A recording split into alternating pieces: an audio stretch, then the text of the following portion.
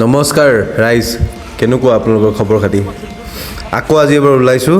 আজি মই ব্লগ নবনাওঁ, আজি মই বনাইছোঁ মিনি ব্লগ, যেনেকৈ মোক আগতে চবেই কৈ থাকে। তে ব'লক আমি যাওঁ পটাপট আমাৰ লোকেশ্যনটোলৈ, আৰু লোকেশ্যনটো চাব আপোনালোকে।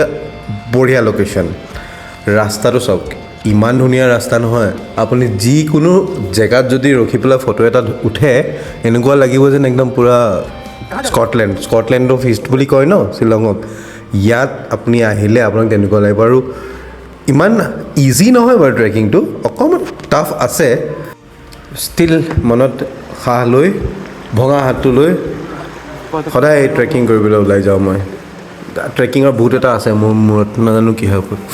ঠিক আছে, আমি গৈ পালোঁ।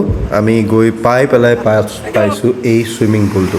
এইটো এটা নেচাৰেল চুইমিং পুল হয়, আৰু ইয়াত এই মৰা ভেকুলীটোৰ নিচিনাকৈ পৰি আছোঁ যে, সেই ওপৰত পানীৰ ওপৰত উপঙি, সেইডাল মই। সাঁতুৰিবলৈ আকৌ নাজানো মই, ভয়তে মানে পানীৰ দ পানীলৈ নাযাওঁ, ভয় লাগে। কিন্তু যি নহওক, বিৰাটেই ধুনীয়া জেগা। আপোনালোক আহিব ইয়ালৈ, মই আপোনালোকক কৈ আছোঁ জেগাটো ক'ত আছে। নিশ্চয় আপোনালোকে ইয়াত আহি ভাল পাব। আৰু ময়ো পূৰা ফূৰ্তি কৰি সাঁতুৰিলোঁ, মজা লাগিলে। এই জেগাখনত গৈ পাবলৈ আপোনালোকক খুব বেছি শ্বিলঙৰ পৰা যদি জাম নাথাকে লাগিব 40-45 মিনিট।